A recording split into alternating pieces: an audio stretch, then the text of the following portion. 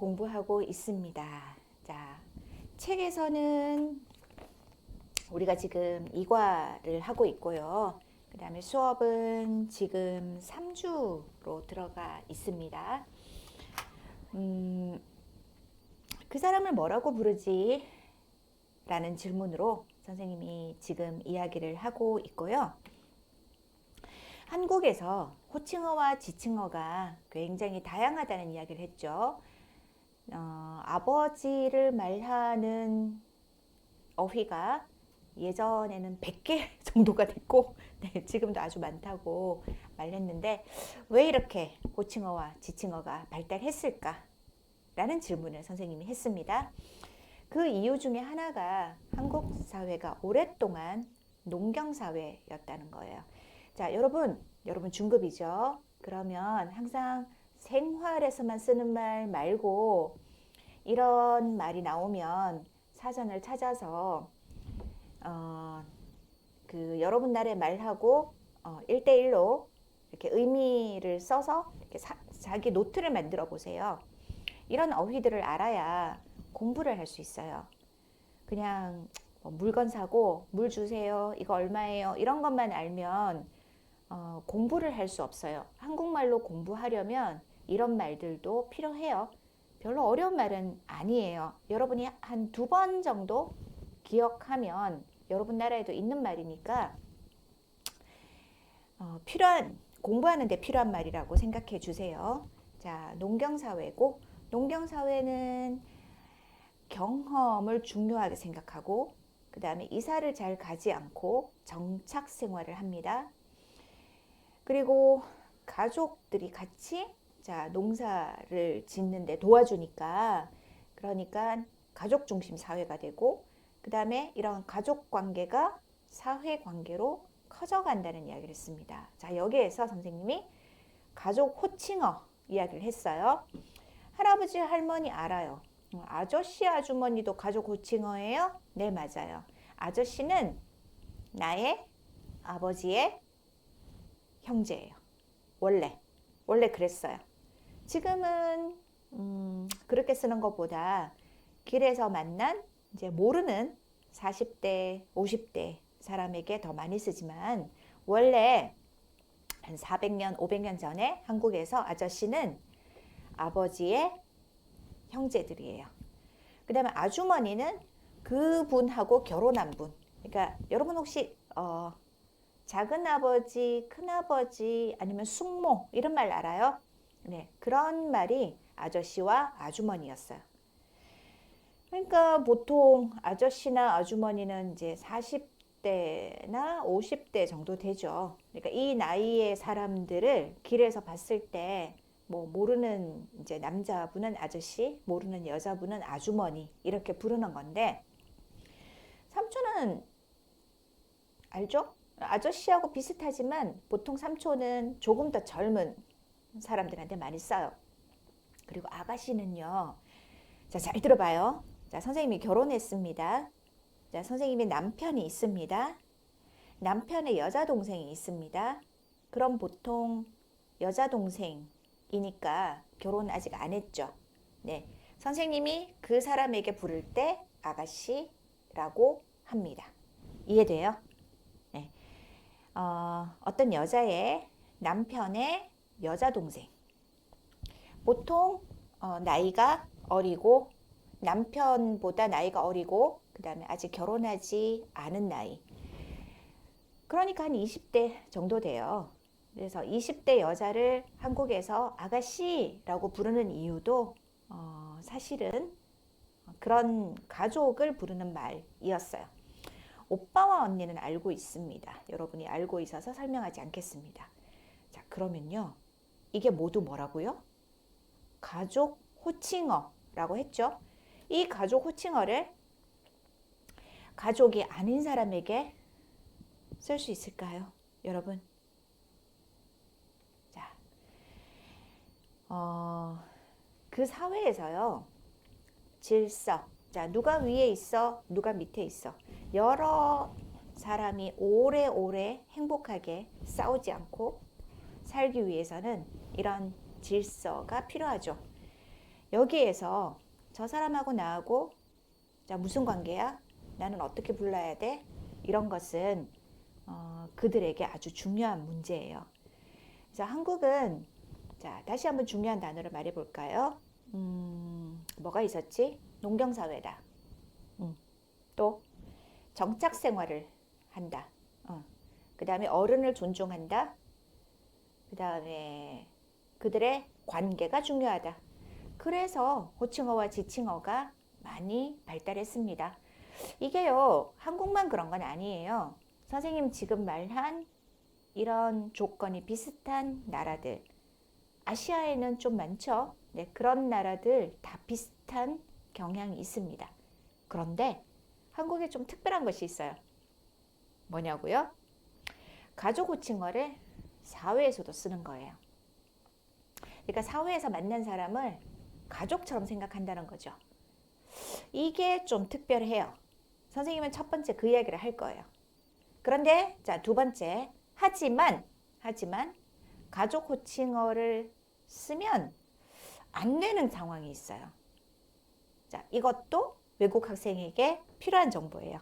나중에 여러분이 한국에 와서 뭐 친구 사귀고 뭐 선배, 언니, 오빠하고 이야기하고 그것만 아는 거 아니잖아요. 대학원에 가서 공부도 하고 교수님도 만나고 그 다음에 회사에 취직도 하고 뭐 아르바이트도 해요. 네, 그럴 때 그거 모두 중요한 일인데 거기서 실수하면 안 되죠. 네, 그게 여러분에게 중요하지 않아요? 그래서 가족 호칭어를 쓰지 않는 경우에 대해서도 선생님이 이야기를 할 겁니다. 질문. 여러분, 이 문제 한번 풀어볼까요? 첫 번째, question. 친구 집에 갔습니다.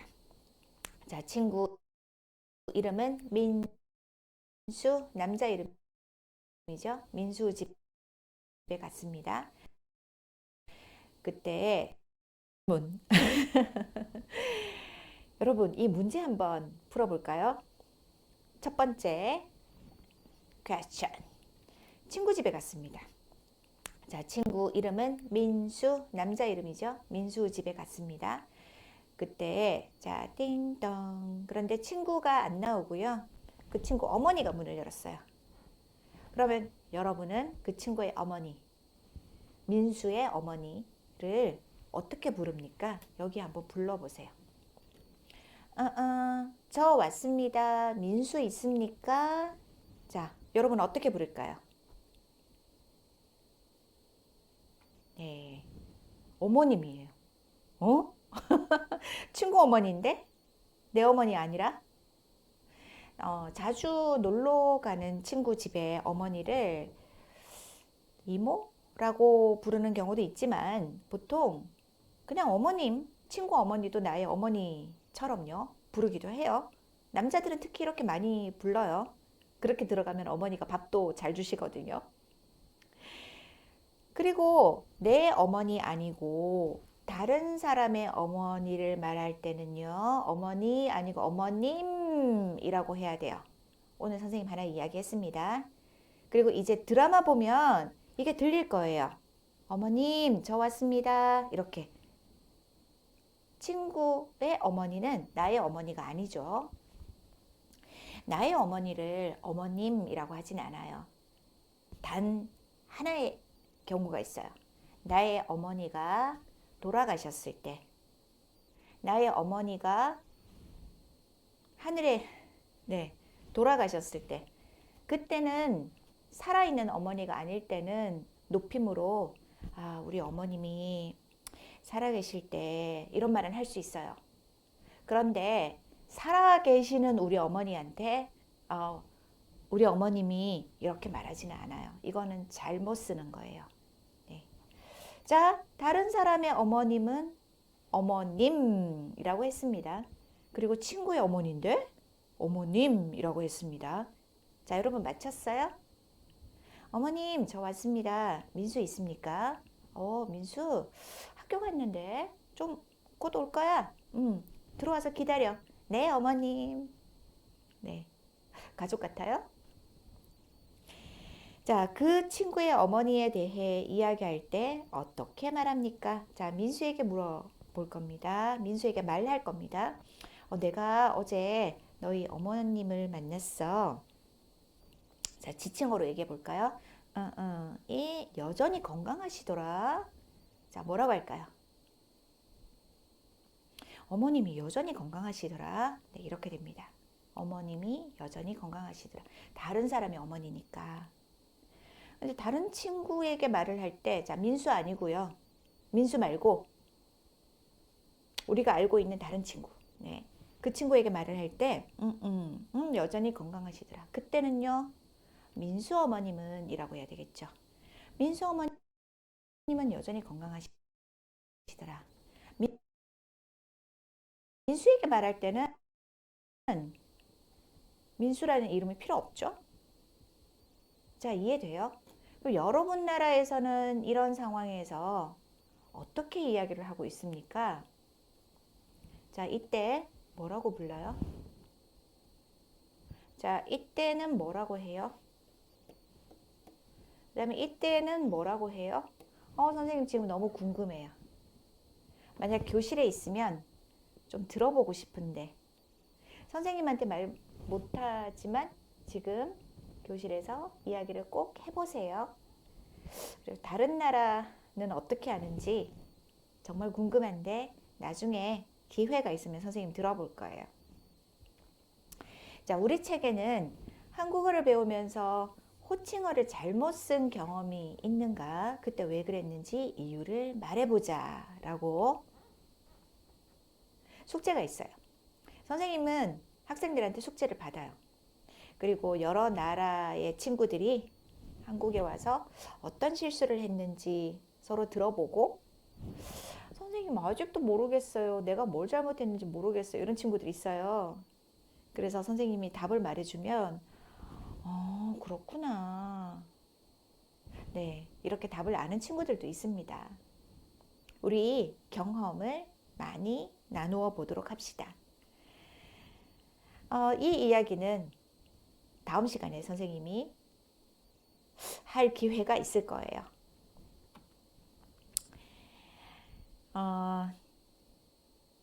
여러분에게 이제 숙제로 소개하는 건데요. 지금 1번, 2번, 3번이 있어요. 이 중에서 한 개만이라도 한번 생각해 보세요. 한국어에서 어떤 호칭을 듣고 특별하다고 느낀 적이 있습니까? 왜 그렇게 생각했습니까? 예를 들면 아까 펑리라는 친구는 이모 식당에서 이모 여기 김치 좀 더 주세요. 이거 듣고 너희 이모 여기 계셔? 라고 했죠. 이런 예가 여러분에게 있습니까? 두 번째, 한국어를 배우면서 호칭어를 잘못 쓴 경험이 있습니까? 그때 왜 그랬습니까?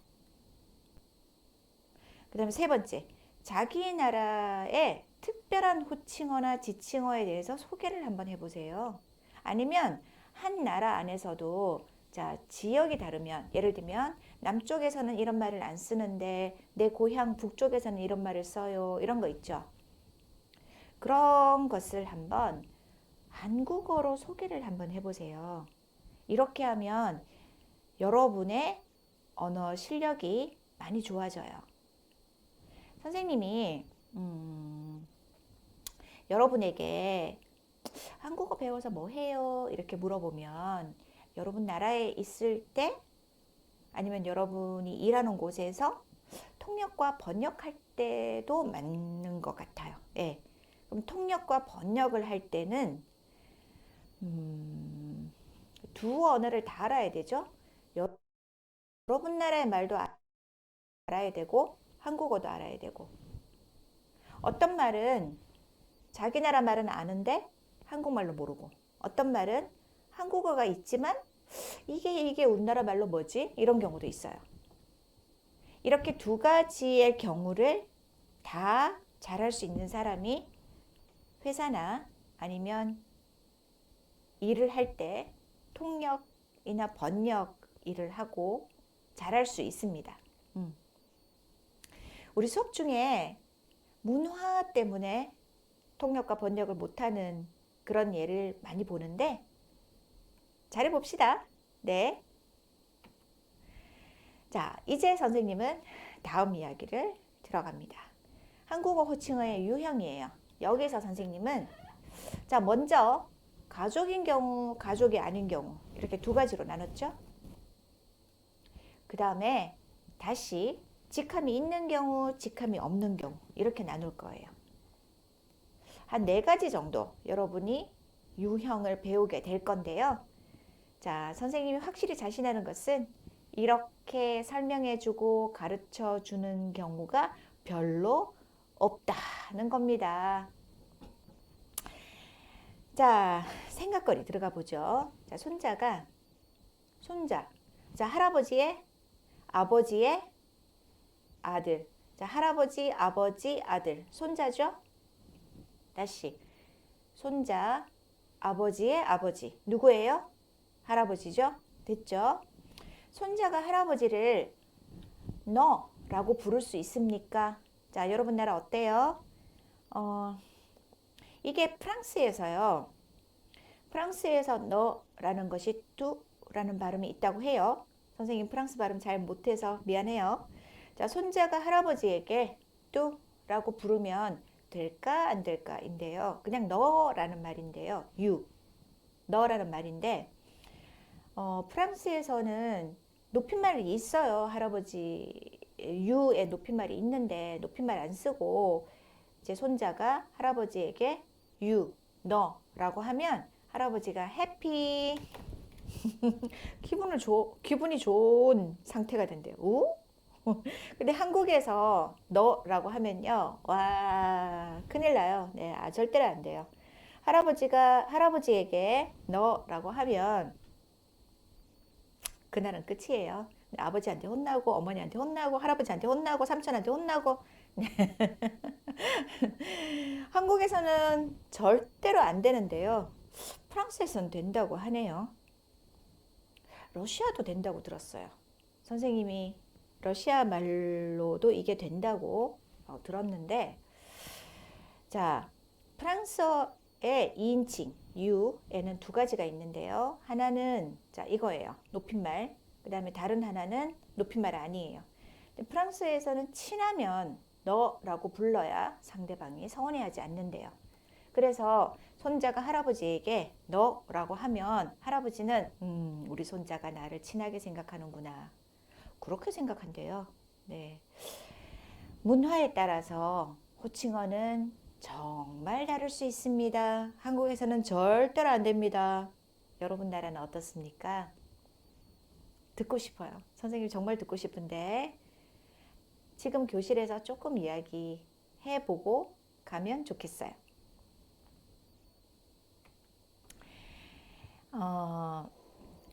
한국에서는 그러면 할아버지를 너라고 부를 수 없다고 했죠.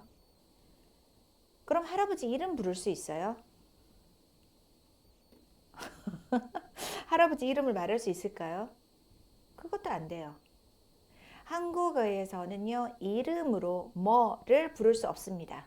자, 여기 들어가는 말 뭘까요? 한국에서는 이 사람의 이름을 부를 수 없습니다.